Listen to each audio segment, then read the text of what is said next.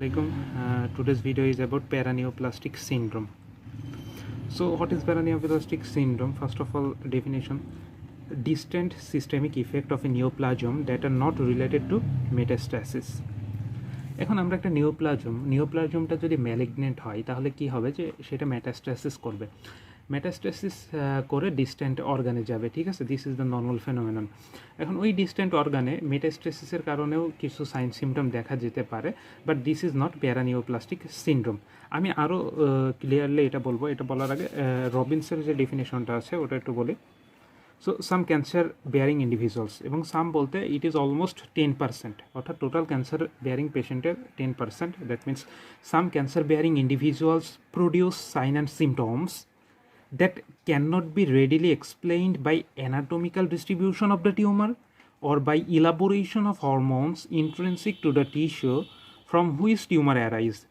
These are known as paraneoplastic syndrome. অর্থাৎ কিছু cancer bearing individuals এর কিছু সাইন সিমটম থাকবে যেগুলা ওই ক্যান্সারের অ্যানাটমিক্যাল ডিস্ট্রিবিউশন দ্বারা ব্যাখ্যা করা যাবে না, অথবা ওই ক্যান্সারটা যেই সেল থেকে প্রডিউস হয়েছে ওই সেলের যে হরমোন সিক্রেটিং ক্যাপাসিটি তার মাধ্যমে প্রকাশ করা যাবে না, সেটাই হচ্ছে প্যারানিওপ্লাস্টিক সিনড্রোম। তাহলে প্যারানিওপ্লাস্টিক সিনড্রোম মানে এখানে কিছু সিমটমস থাকবে, অর্থাৎ অনেকগুলো সিমটমস মিলে হয় সিনড্রোম, এবং ওই সিনড্রোমগুলো প্যারালাল টু নিওপ্লাজম, অর্থাৎ directly not associated with this is parallel to neoplasm. অর্থাৎ এই সিমটমগুলো নিওপ্লাজমের একটা প্যারালাল ইফেক্ট হিসেবে হবে। আমি আরও ক্লিয়ারলি যদি বলতে চাই, what is paraneoplastic syndrome? Paraneoplastic syndrome, just একটা কথা মনে রাখতে হবে যে ইনঅ্যাপ্রোপ্রিয়েট সিমটমস অফ নিওপ্লাজম। অর্থাৎ একটা নিওপ্লাজমের সিমটমস হতে পারে দুই রকম, একটা অ্যাপ্রোপ্রিয়েট সিমটমস আর আরেকটা হচ্ছে ইনঅ্যাপ্রোপ্রিয়েট সিমটমস। ওই ইনঅ্যাপ্রোপ্রিয়েট সিমটমসটাকে আমরা বলবো প্যারানিওপ্লাস্টিক সিনড্রোম।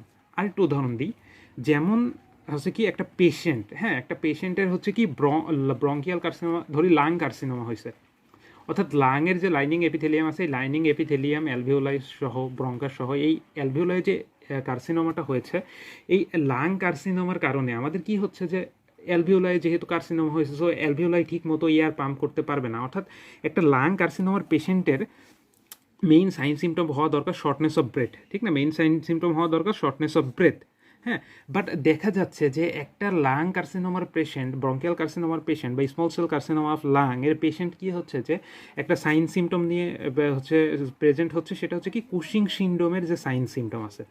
অর্থাৎ নর্মালি লাং কার্সিনোমার হওয়া উচিত ছিল শর্টনেস অফ ব্রেথ, এছাড়া লাংয়ের আরও যে সকল সমস্যাগুলো আছে ওইগুলো নিয়ে, হিমোপটয়সিস নিয়ে প্রেজেন্ট হওয়ার কথা ছিল, কিন্তু দেখা যাচ্ছে যে পেশেন্টের ইজ অ্যানাদার কিছু সাইন সিমটম আছে যেগুলো লাং কার্সিনোমার সাথে ইনঅ্যাপ্রোপ্রিয়েট। যেমন নর্মালি কুশিং সিনড্রোম কেন হয়? কুশিং সিনড্রোম হয় যদি আমাদের অ্যাড্রেনাল কর্টেক্স থেকে যদি আমাদের কর্টিসল বেশি ক্ষরণ হয়, তাহলেই তো কুশিং সিনড্রোম হয়। কিন্তু এই ক্ষেত্রে প্যারানিওপ্লাস্টিক সিনড্রোমের ক্ষেত্রে এখানে যে কুশিং সিনড্রোমটা, এই কুশিং সিনড্রোমটা হবে small cell carcinoma of the লাংসের কারণেই। এবং এই ক্ষেত্রে স্মল সেল কার্সিনোমাটা ওই লাং টিস্যুকে এমনভাবে মডিফাইড করবে এবং ওইটা হচ্ছে অ্যাড্রেনোকর্টিকোট্রপিক হরমোন ক্ষরণ করবে, এসিটিএইচ, এবং এই কর্টিকোট্রপিক হরমোন ক্ষরণ করার ফলে আমাদের আলটিমেটলি এই হচ্ছে কুশিং সিনড্রোমটা হবে। অর্থাৎ লাং কার্সিনোমার পেশেন্টের নর্মালি যে অ্যাপ্রোপ্রিয়েট সিমটমটা হওয়া উচিত ছিল শর্টনেস অফ ব্রেথ, এটা না হয়ে কি হচ্ছে ইনঅ্যাপ্রোপ্রিয়েট সিমটম, অর্থাৎ যেটার সাথে কোনো মিলই নাই। এই inappropriate symptoms associated with neoplasm, এবং যেগুলো অবশ্যই নিওপ্লাজম থেকে হবে, parallel to neoplasm, this is called paraneoplastic syndrome. I think this is clear. So এই প্যারানিওপ্লাস্টিক সিনড্রোম হচ্ছে এগুলা, এবং 10% ক্যান্সার পেশেন্টে হয়, এবং this are the earliest manifestation of occult neoplasm. অর্থাৎ অকাল্ট অনেক নিওপ্লাজমকে ইজিলি ডায়াগনোসিস করা যায় না, সাইন সিমটম নাই, কিন্তু এর প্যারানিওপ্লাস্টিক সাইন সিমটম থাকতে পারে। So this is the earliest manifestation of occult neoplasm, ঠিক আছে, অকাল্ট নিওপ্লাজম। এবং এর কিছু এক্সাম্পলস আছে, এক্সাম্পলসের ভিতরে কিছু আছে এন্ডোক্রাইন সিনড্রোমস আছে, নিউরোমাস্কুলার সিনড্রোমস আছে, কিছু আছে ডার্মাটোজেনিক বা কিউটেনিয়াস সিনড্রোমস আছে, এছাড়া কিছু আছে অসিয়াস, এবং কিছু আছে ভাস্কুলার আর হেমাটোজেনাস সিনড্রোমস আছে। সো আমরা যদি সিনড্রোমসগুলোকে দেখি, তো আমাদের হচ্ছে endocrine syndromes, this is most important. এবং এখানে কি হয়, কুশিং সিনড্রোম। কুশিং সিনড্রোমটা হয় small cell carcinoma of lung এবং প্যানক্রিয়াটিক কার্সিনোমা এক্ষেত্রে। এবং এক্ষেত্রে কী হয় যে স্মল সেল কার্সিনোমা এবং প্যানক্রিয়াটিক কার্সিনোমা, এই কার্সিনোমাতে কী হয় যে কার্সিনয়েড সেলগুলো, টিউমার সেলগুলো কী ক্ষরণ করে, অ্যাড্রিনোকর্টিকোট্রপিক হরমোন ক্ষরণ করে, এবং এই অ্যাড্রিনোকর্টিকোট্রপিক হরমোন হচ্ছে অ্যাড্রিনাল কর্টেক্সে গিয়ে কাজ করে, আলটিমেটলি আমাদের হচ্ছে কী করে, অ্যাড্রিনাল কর্টেক্সে গিয়ে কাজ করে আমাদের কর্টিসল এগুলো রিলিজ বাড়িয়ে দেয় এবং সেটা কী করে কুশিং সিনড্রোম প্রডিউস করে। এছাড়া আমাদের আরেকটা small cell carcinoma of the lung, এটাতে হচ্ছে কি হয়, এটাতে আমাদের অ্যান্টিডায়োরেটিক হরমোন ক্ষরণ করে এবং এই অ্যান্টিডায়োরেটিক হরমোনটা আমাদের বডিতে কিছু সিমটম ফলো করে, যেটাকে আমরা বলি SIADS বা শিয়াডস। হ্যাঁ, এটাকে বলি কি syndrome of inappropriate antidiuretic hormone secretion. ঠিক আছে, this is the paraneoplastic syndrome. এছাড়া আমাদের আরও কিছু প্যারানিওপ্লাস্টিক সিনড্রোম আছে, এর ভিতরে একটা হচ্ছে পলিসাইথেমিয়া। এটা হচ্ছে রেনাল কার্সিনোমাতে হয়। রেনাল কার্সিনোমাতে রেনাল টিউমার সেলগুলো ইরিথ্রোপয়েটিন একটা হরমোন ক্ষরণ করে এবং ইরিথ্রোপয়েসিস হলে আমাদের কী হবে যে আরবিসি বেশি প্রোডাকশন হবে।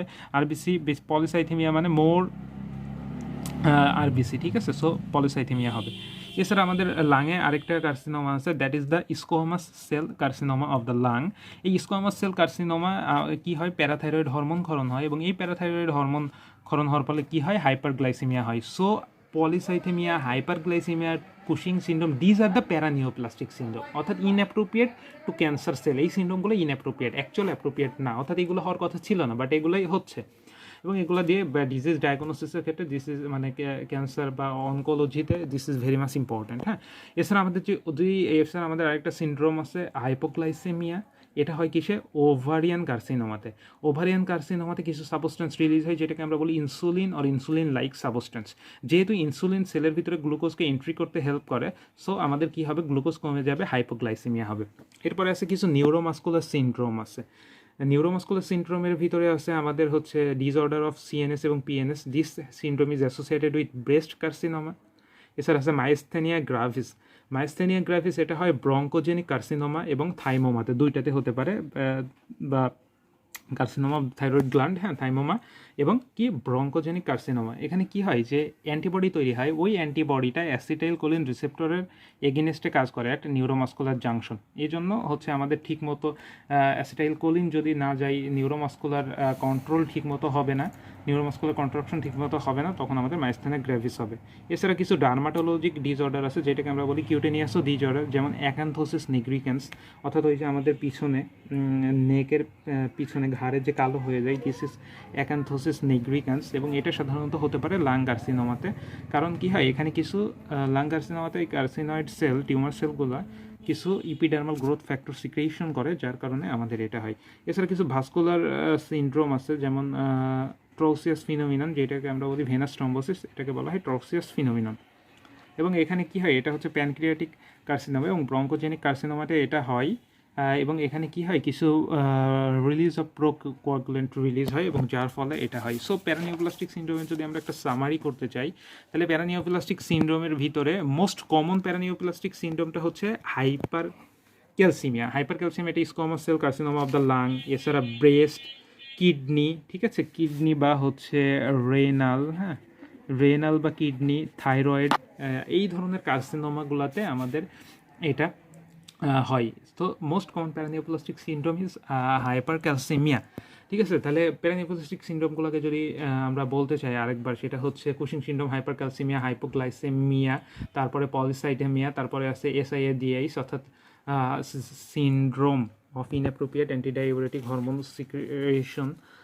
এছাড়া আমাদের আরও যেগুলো আছে, ঠিক আছে, আরও যেগুলো আছে এর ভিতরে আছে মাইস্থেনিয়া গ্রাভিস আছে কিছু, তারপরে PNS আছে, ডার্মাটোসাইটোসিস আছে, অ্যাকান্থোসিস নিগ্রিক্যান্স আছে।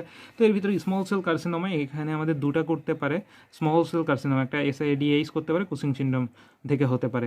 লার্জ সেল, যেহেতু স্মল সেল আছে তো লাংসে লার্জ সেল কার্সিনোমাও আছে, এবং লার্জ সেল কার্সিনোমা থেকে আমাদের কি হতে পারে, গাইনাকোমাসিয়া হতে পারে। লার্জ সেল কার্সিনোমা থেকে আমাদের কি হতে পারে, গাইনাকোমাসিয়া হতে পারে। এছাড়া আমাদের কি আছে, ব্রঙ্কোজেনিক কার্সিনোমা থেকে আমাদের কি কি মনে রাখতে পারবো, ব্রড শব্দ দিয়ে, ব্রঙ্কোজেনিক কার্সিনোমা থেকে মাইস্থেনিয়া গ্র্যাভিস এবং ট্রক্সিয়াস ফিনোমিনন, যেটাকে আমরা বলি venous thrombosis. So this is the easy technique to remember the paraneoplastic syndrome. So very basic about the paraneoplastic syndrome is inappropriate symptoms of a neoplasm অর্থাৎ নিওপ্লাজমের সাথে যেটা হওয়ার কথা ছিল অ্যাপ্রোপ্রিয়েট সিমটম, সেটা না হয় একটা ইনঅ্যাপ্রোপ্রিয়েট সিমটমস হচ্ছে দিস ইজ প্যারানিওপ্লাস্টিক সিনড্রোম.